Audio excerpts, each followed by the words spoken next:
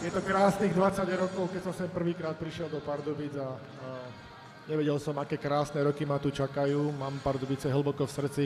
Veľmi pekne vám ďakujem, ale špeciálne ďakujem mojim spoluhráčom, ktorí stáli pri mne niekoľko rokov a ten rok 2004-2005 bol jeden neskutočný zážitok a nádherná jazda a myslím si, že aj mene všetkých chalanov sa vám môžem poďakovať, že ste stáli pri nás a že sme si to spolu užili. Ďakujeme pekne. Ve studiu teď vítáme pamětníka titulu pardubického týmu ze sezóny 2004-2005, klíčovou postavu golmana Jána Lašáka. Vítejte, díky, že jste dorazil. Ďakujem pekne za pozvanie, pekný večer.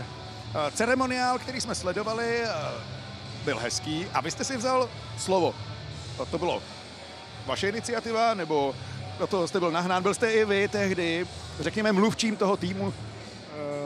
Tak požiadali ma, či by som to zobral a ja som to zobral veľmi rád, pretože zažil som tu nádherné roky a mal som pocit, že sa môžem poďakovať tým ľuďom týmto spôsobom aj za celé mužstvo a samozrejme je to honor, je to veľký honor, keď človek dostane takúto príležitosť. Ja si to veľmi vážim a to mužstvo bolo skvelé, mali sme hráčov z NHL a už len tým príhovorom ich zastupovať bolo skvelé.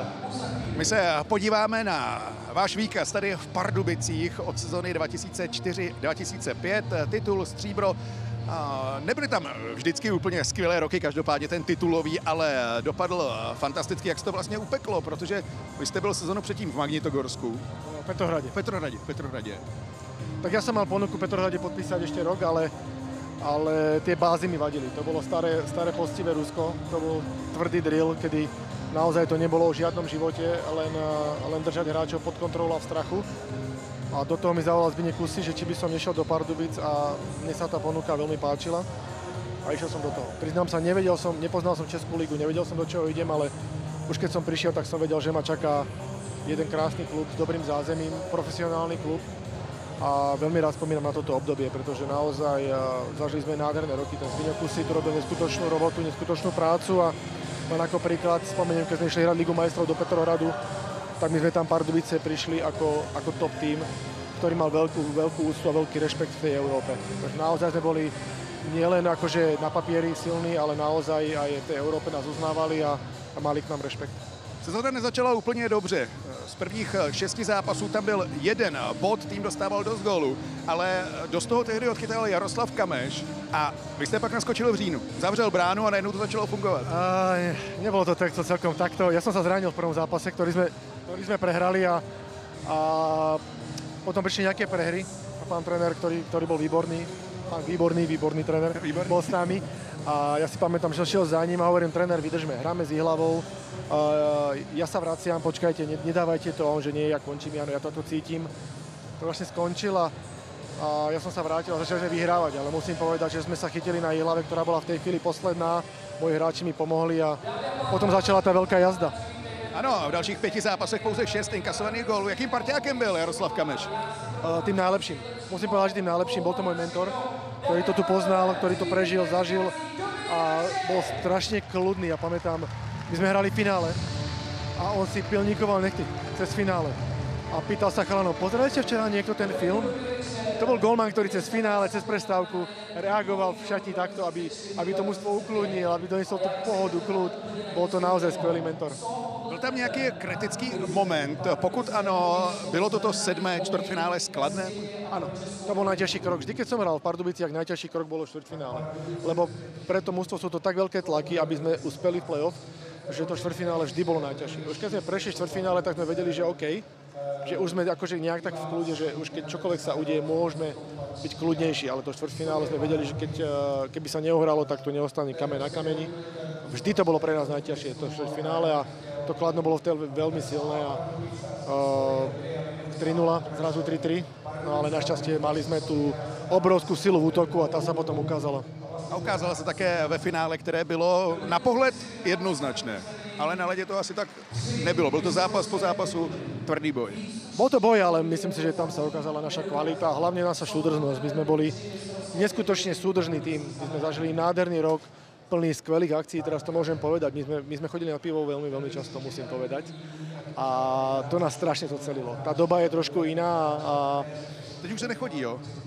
Teraz sa už nechodíme, nie, lebo majú telefóny chlapci, tak si píšu. Takže doma si asi dajú pivo a píšu si cez telefón. My sme ešte zažili dobu, kedy sme sa rozprávali pri tom pive. Takže a taky nebyly telefony, takže vás nikdo tady nefotil. A to bola, vďaka Bohu, dobrá vec takisto, že tie paparazzi systémy ešte tak nefungovali, ako fungujú teraz. Ale my sme sa vždy zavreli do jedného podniku, kde sme boli úplne sami zavretí a boli sme spolu a rozoberali sme hlavne tie prehry. Vtedy sme si vlastne sadli, sme si vyčistili žalúdok navzájom a hľadali sme spôsob, ako z toho výjsť von a toto nám zafungovalo. Co ten pohár? Teď s odstupem 20 let. Ja som v tom naozaj neviniem. No, samozrejme. Ako všetci 20 mojich kamarátov, ktorí to boli v tej akcii, môžem zodpovedne povedať, že každý jeden, presne ako to bolo v tom filme Shawshank. Za čo si tu? Ja som tu neomylom, ja som tu nevinne. Miloš Hořava teď převzal Pardubice. Vy jste se společně potkali na startu vaší kariéry ve Zvolenu. Áno. Pamatujete na to? Áno, veľmi dobre.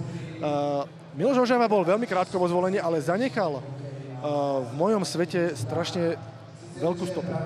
Popri tom, že bol skvelý a vlastne odišiel zo Zvolena, pretože klub nesplnil podmienky, ktoré slúbil hráčom, postavil sa za mužstvo, ale ja som mal jeho kartičku a tam bolo napísané, že hral 10 majstrovstiev sveta.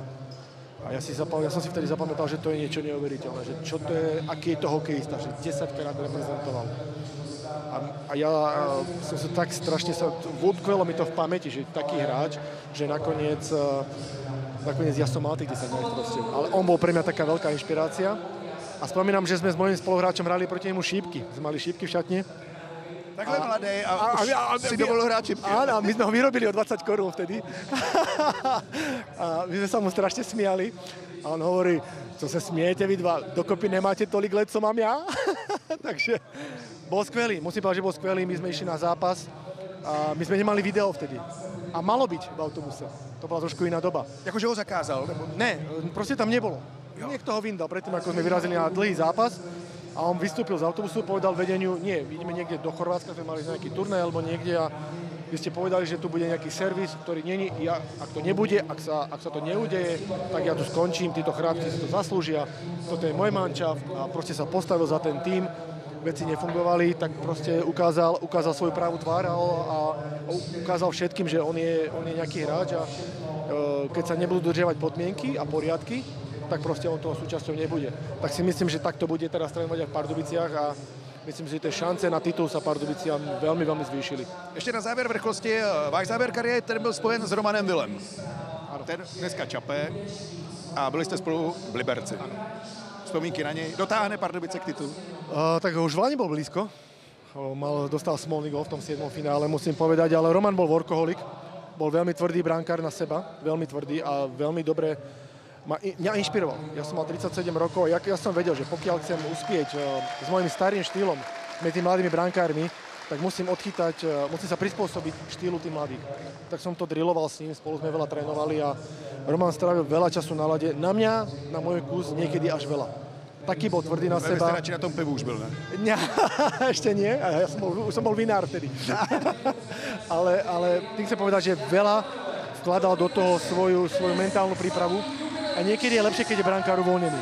Takže dúfam, že už teraz nie je taký workoholik a že dokáže trošku aj vypnúť. Moc díky za návštěvu, za legraci, ať se vám všechno daří. Ďakujem krásne, pekný večer prajem.